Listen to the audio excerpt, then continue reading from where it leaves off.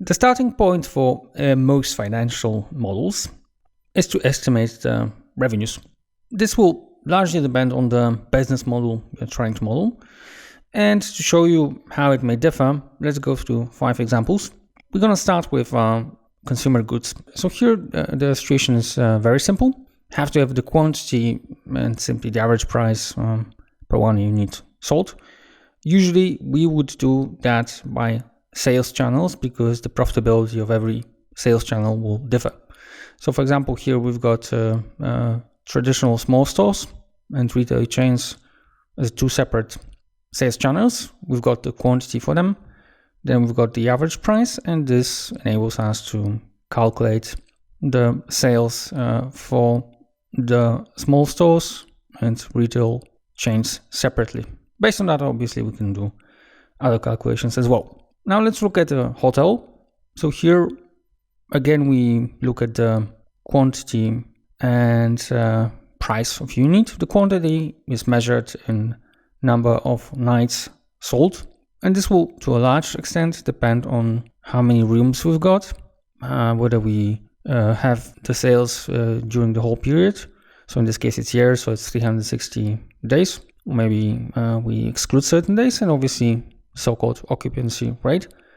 So to what extent we have sold out the available rooms.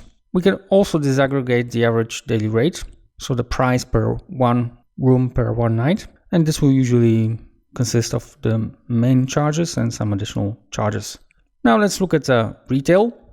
So here the revenues we would calculate based on number of transactions and the average transaction value.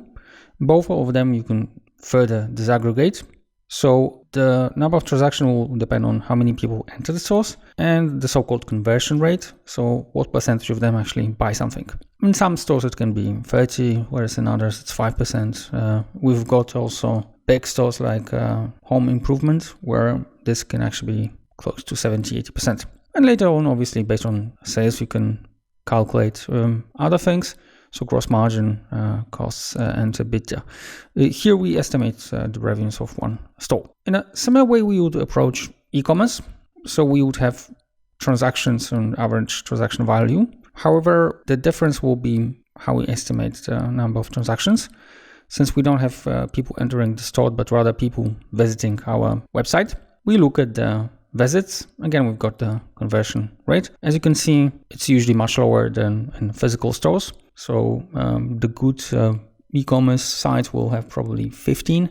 4, it's probably the average, but it can be as low as 1%. And final example we will look at is marketplace. There will be some similarities to the e-commerce. We first estimate visits, and after that we estimate what is the value of the transaction done based on those visits on the market. So this is similar to revenues in the e-commerce.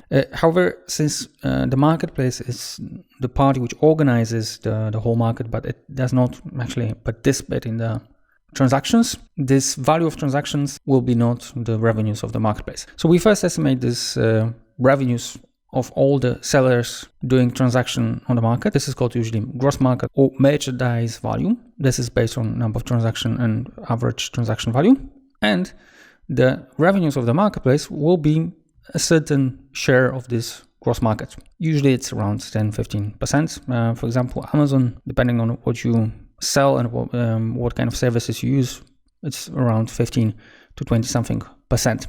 The gross market we obviously estimate in a similar way as we did in the case of the e-commerce. So the transactions are based on visits and conversion rate. So that's in short. As you can see, your approach to revenues will differ, and it will largely be linked to the business model. In the description, I will attach a link to this file so you can have a look at that. You can actually see what we do further with the information on the revenues. Make also sure to check our other videos on financial modeling and subscribe to our channel. See you in the next video.